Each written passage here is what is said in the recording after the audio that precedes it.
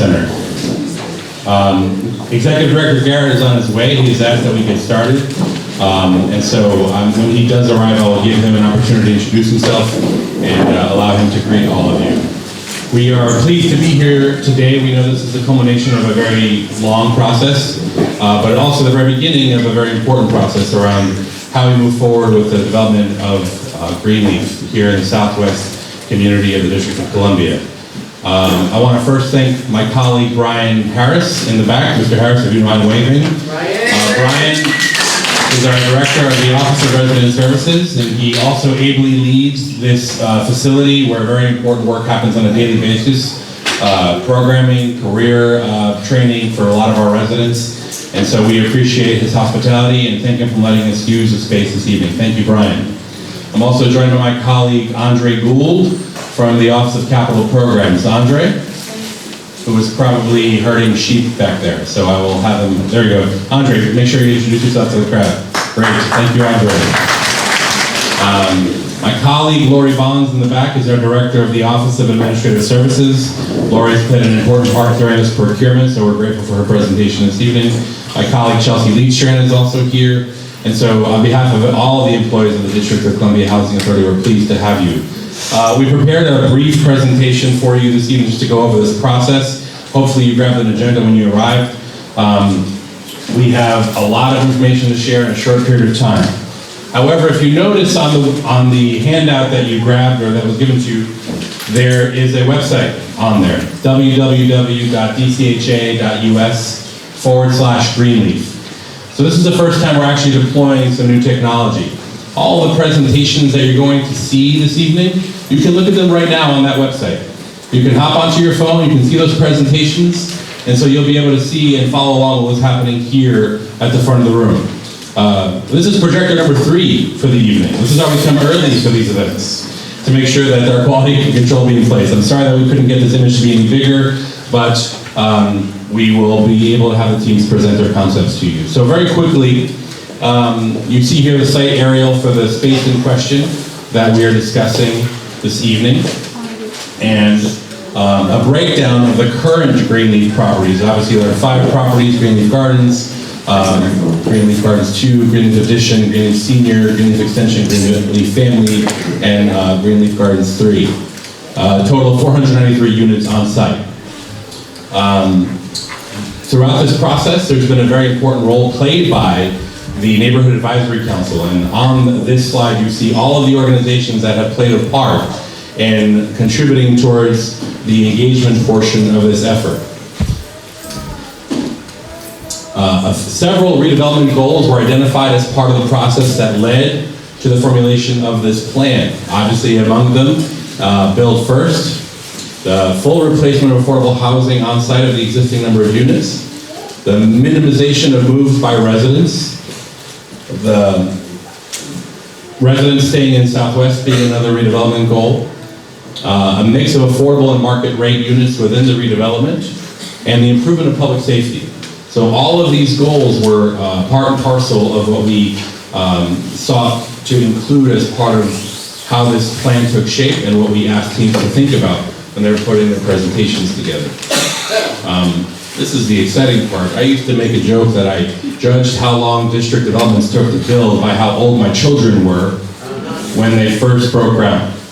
So I have a 12-year-old, and I remember going to a community meeting when she was 6 months old, and when that building broke ground, she was 7, and when it was open, she was 10. So let's hope that we can move and improve upon those timelines through this process.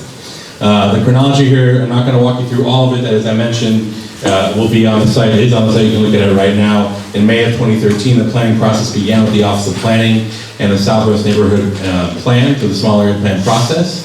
DCHA had submitted for a choice planning grant, did not receive one, but then moved forward with a request for proposals for land development planner in June of 2014, selected a team that allowed us to begin that work, and the Office of Planning Southwest Neighborhood Plan was approved by the DC Council in July of 2015. Okay? Move on to the next slide for this, which is the next chronology. In February of 2017, the Greenleaf Redevelopment Plan was publicly issued again to residents and community stakeholders. We issued an RFQ for a co-developer in December of 2017, so approximately 2 years ago this month. Responses came in February of 2018. We worked with Councilmember Allen's office to discuss build first possibilities for these proposals. 11 respondents responded to the RFQ in April of 2018. There were 8 teams that then moved forward from that process. In 2019, we issued a request for proposals for a co-developer. We received, of the 8 teams that submitted, 5 teams were submitted proposals. Of those 5, we then have them go through a selection panel process with some members of our team, some members of the Neighborhood Advisory Council, and other representatives. And that's led us to today with our 4 teams that are going to be presenting to you this evening. So, with that, let's talk about some next steps in a second. But before that, I want to just go back to the agenda. We're going to have each team present for 15 minutes.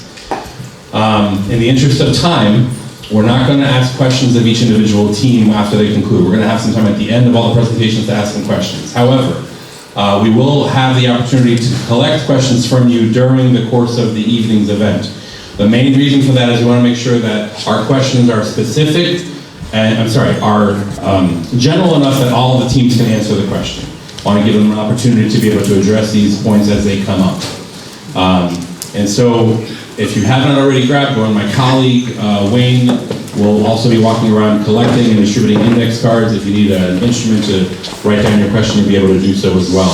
But the collection of those cards is important because it will also allow us to be able to answer your questions in full, take your comments, and post those questions as well as the answers to the same site that I referred you to earlier, the DCHA.us/Greenleaf site. Has anybody found that site yet on their phone? Are they looking at it? Great. Is it working? Great. You're my first quality control person. Thank you for doing that for us. All right. This will be a great place for you to continue to receive updates and feedback going forward.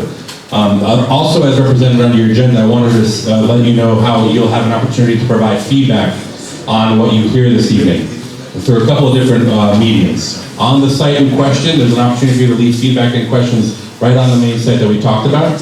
You can send your comments and questions also to greenleaffeedback@dchousing.org. Those will be coming directly into my office and the Office of Capital Programs. We'll be collecting them, posting those answers back to the same site. For those of you who would like to leave your comments, questions, or feedback via phone, you're also able to do so.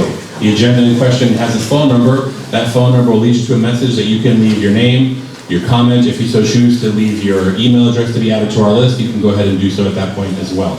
And lastly, for those of you who would like to mail comments, you can do so, and the address is on the handout for this question as well. Yes, Commissioner Collins. Just a question. Can you also, for those who may not have access to computers, leave copies of the presentations at the library annex? Yes, Commissioner. Thank you. Great question. So in addition to leaving copies of the presentation at the library annex, we'll also have copies in each of the property management offices at all of the buildings here. But we'll make sure that all of the facilities in the community have copies for this, but also the ability to, if necessary, put it on a computer that can be viewed by one of our residents. All right? Yes, ma'am. After this is over, will we be able to view it online? You can view it online right now. After this meeting is over? Yep. It goes down? No, it'll stay up. It'll stay up, yeah. We're going to be collecting your questions, comments, and feedback all the way until January 17th. Okay. So there's more than a month of time that we're going to have for these to be up there and questions to be submitted on them. So lastly, I just want to show you the last slide before I introduce my executive director, which is the next steps. In quarter 1, our Office of Capital Programs team will be reviewing a best and final offer. These 4 teams, in addition to presenting to you this evening, are also in the midst of compiling some additional responses that we have asked for a few scenarios that will be sent back to our office in January of 2020.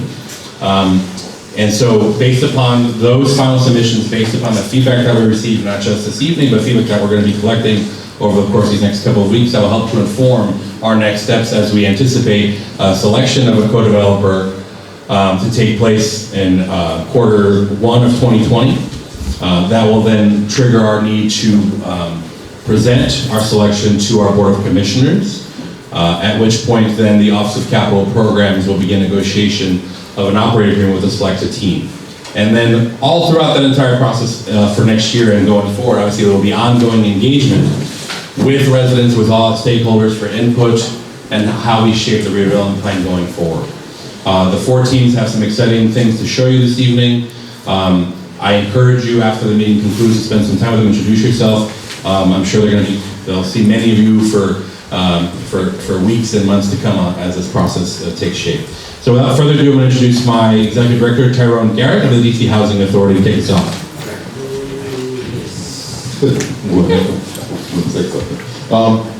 Good evening, everyone.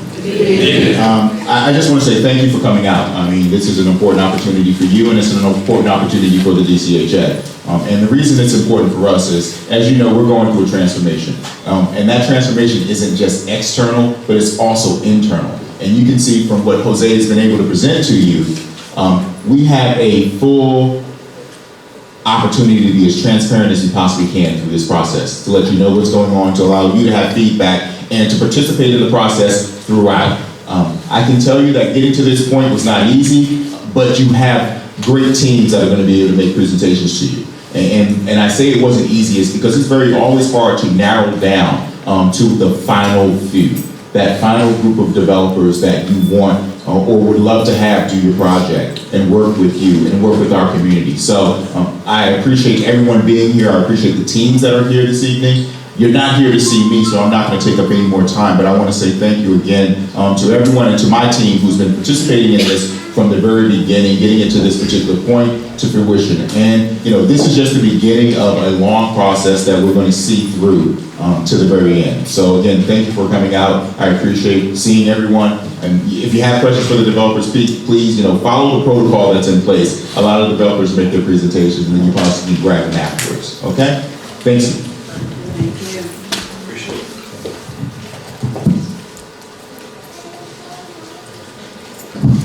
Excellent. Thank you, sir. So without further ado, the boredom that I have brought to you will cease.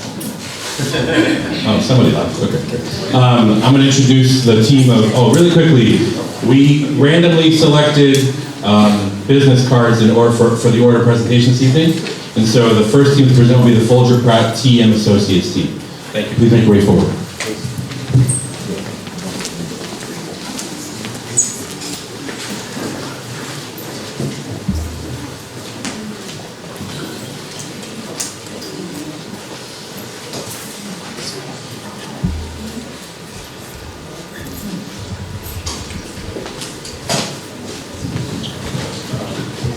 Our teams are going to be timed this evening, so if you see anybody gesticulating wildly, that's us telling them that their time is up, okay? So thank you. Hello. How's everyone doing this evening? Great. I realize we're going first, so I'm going to have to have some energy so you guys wake up a little bit. But in all honesty, good evening. My name is Kofi Moreau. I'm here to represent the Folger Pratt and TM Associates team. I'm proud to say that we're joined by our other team members, a Wider Circle, United Planning Organization, and Good Projects. I want to thank DCHA for the opportunity to respond to such a unique opportunity to work with them as a co-developer on the Greenleaf presentation.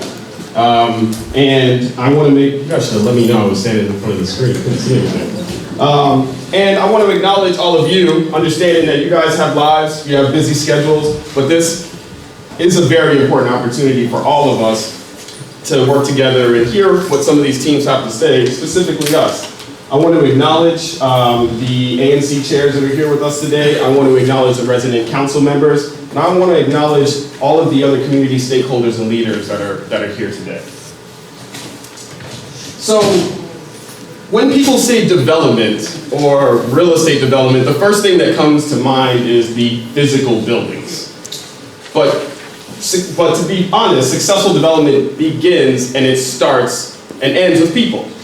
And it's the people that are the foundation of any community. And we understand that development efforts like this are not easy. This is impacting your life, it's impacting your friend's life, it's impacting all of the people around you. And so it would be disingenuous for me to come up here and say that this is going to be a breeze.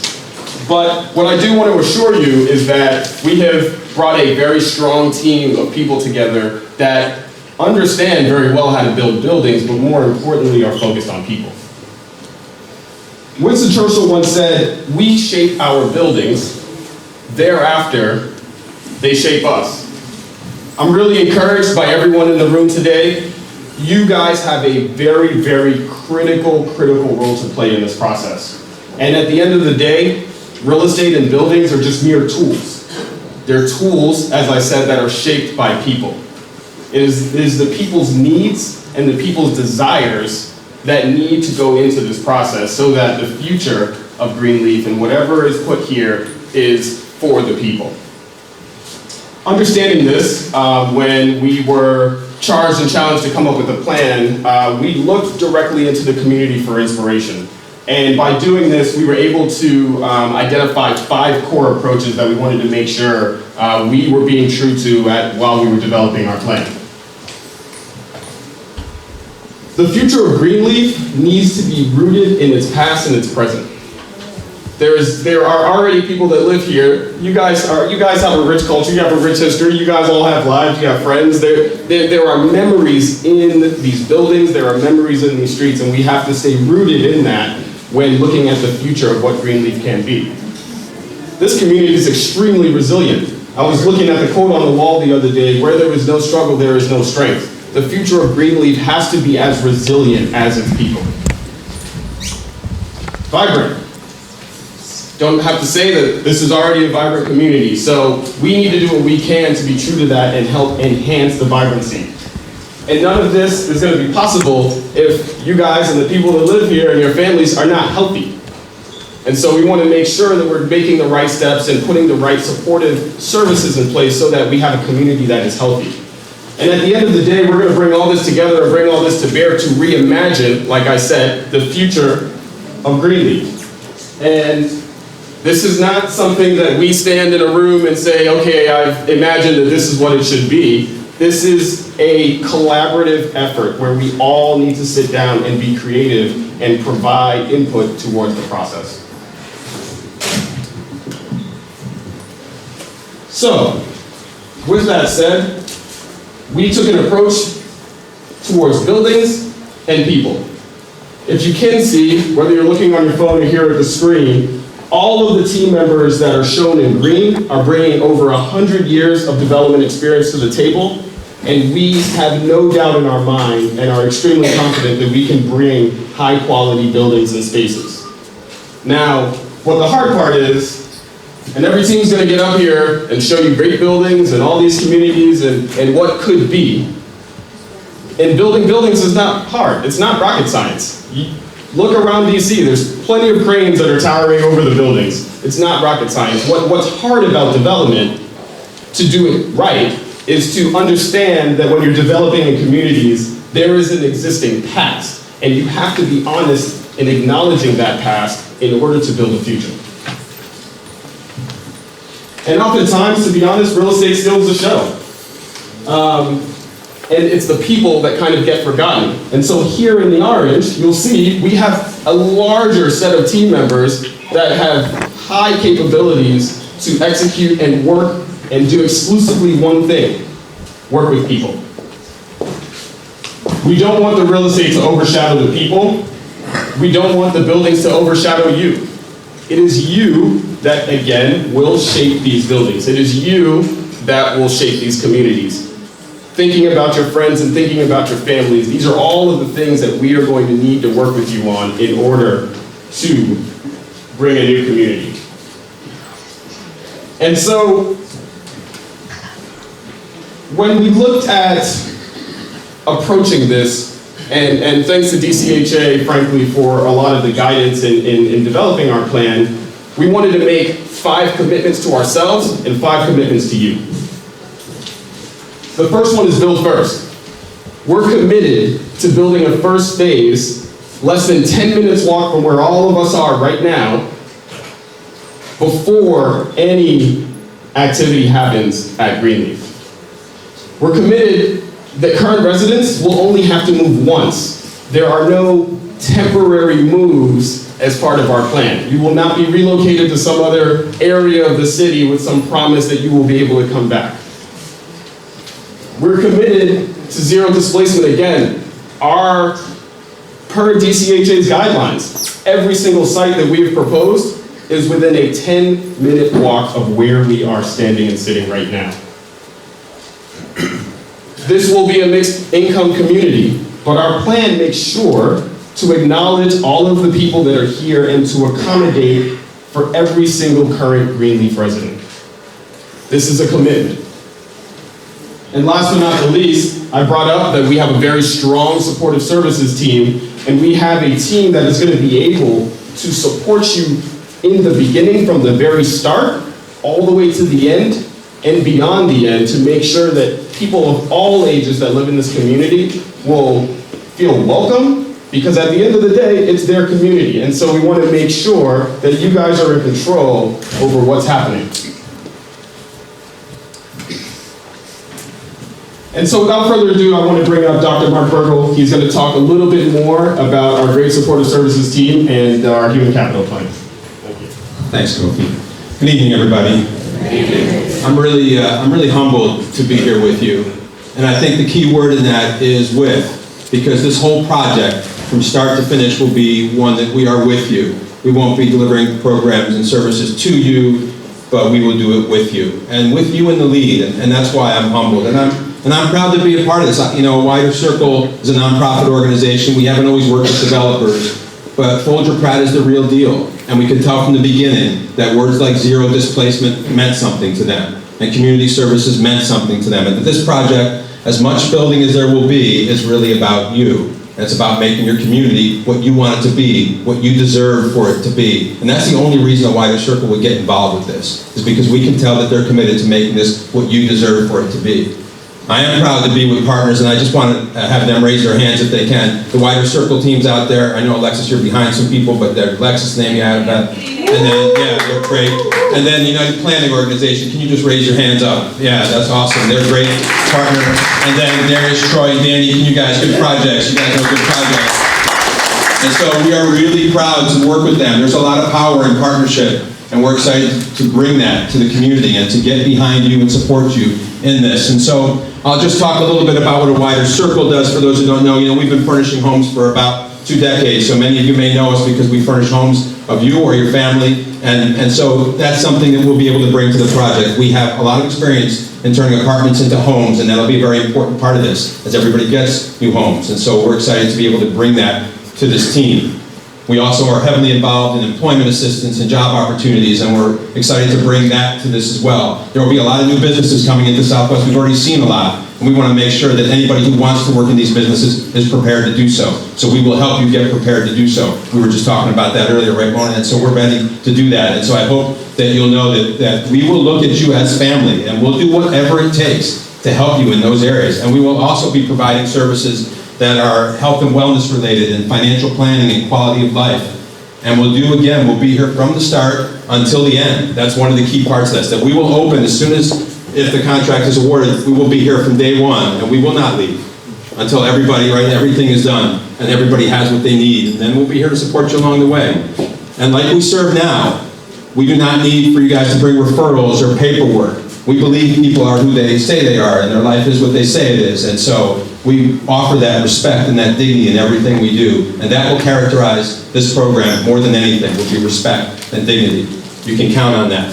And we'll have a gathering place for all community members, and like I said, when we set in, what we will look to do is listen. So we know that we have 2 ears and 1 mouth for a reason, right? And so we will listen to all of the ideas you have and what you want in the community, and make sure we deliver on that. And these are the types of programs we'll have. We'll have first the moving piece, right? We'll be able to help with that. Whatever the needs are for you and your families, we'll be able to help. We'll have financial planning, health and wellness workshops. These are all areas we have decades of experience. And we'll also partner with other partners, certainly with the ones who are here and the ones who will be bringing in to help provide these services. The economic growth really relates to the job training that we'll do. We know that oftentimes when people are offered jobs, those jobs will not pay enough to support a family. So we'll stay with you until those jobs become careers, and the salaries become salaries on which you can support your families. So that's what our job training program will be focused on, right, for those who are interested in that. And we also, of course, have all of the accessories to go with that. So from professional clothing, attire, and accessories, everything you need, we'll offer those. And we also know that many people want to create their own businesses, whatever those businesses may be. And so we will have a heavy focus on entrepreneurial opportunities and supporting that as well. And these are all things we have a lot of experience with and our partners do as well, so we'll look forward to working with you on that. And then finally, we'll have events for people of all ages. So we'll have a lot of youth programs, senior programs, and safety programs. I know how much of an issue safety is in this larger community, and we will make a commitment to addressing that so that the streets that will be new and the buildings that will be new will be safe streets, safe buildings for everybody to live.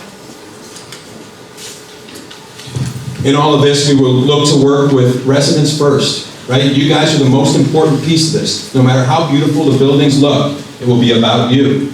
And so I can't say that enough. And we'll look with the resident council leadership, we'll work with ANCs and everybody who is interested in what happens in this community. You know, I've seen too often, and I'm kind of sick and tired of seeing communities get redeveloped and places that needed support and services all of a sudden become beautiful places, but the people who were there are no longer there.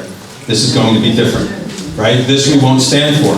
And the only reason a wider circle is involved is because the pledge from Folger Pratt and DCHAs that would not be the case, that everybody who's here now will be here afterward. Right? Don't you guys agree? That's the key to this. Yes. And so that's why we're here, right? Amen. Yeah, you got that right. Amen. And you guys will lead the way. You'll decide the programs, right? We are good listeners, as you'll find out. And so we will do what you want us to do in the program. Whenever we move into a neighborhood, we only go where we're asked to go. And when we go there, we spend months just listening. We don't say, hey, here's what we're going to do for you. We say, what do you want? What do you need? And then we deliver that. So we'll do that just like, as I said, with listening sessions. We'll meet with resident council leaders. We'll meet with all the residents, existing service providers, and we'll have regular updates. There won't be anything that goes on that you guys won't know about in advance. And we'll communicate that on paper with flyers, on signs. We'll use phones, we'll use computers. However you get your information, we'll make sure there's plenty of information out there. And that's how we'll do it. We'll have a lot of gatherings. And I'll finish just by saying that we'll have open house sessions, and if we don't have enough open house sessions, if we're not doing enough to communicate what's happening, then just tell us and we'll do more. I promise you that. Thank you for listening. I appreciate that. So, in conclusion, I just wanted to say, listen, we spent a lot of time today not talking about buildings, but talking about you, talking about your families. And we hope that the message has gotten forward that that is one of the most important pieces to this plan, regardless of whoever does it. And at the end of the day, our plan, although we've talked about people, we want to make sure that people are connected and walkable within Greenleaf and to the surrounding neighborhoods. We want to make sure we're bringing as much appropriate scale to our buildings as much as possible, making larger buildings on the commercial streets and having more livable, walkable residences on the neighborhood lower traffic streets. We're going to bring greenery. We're going to make sure that the streets are active and they're safe for public use. And we're going to make sure that all of the new amenities are not just destinations for people to come to, but are truly serving the neighborhood. And so, with you in hand, we hope that you guys will work with us to bring you the community that you deserve. And I encourage you to visit all of our websites and go check out our projects. Like I said, we are confident that we can work with you.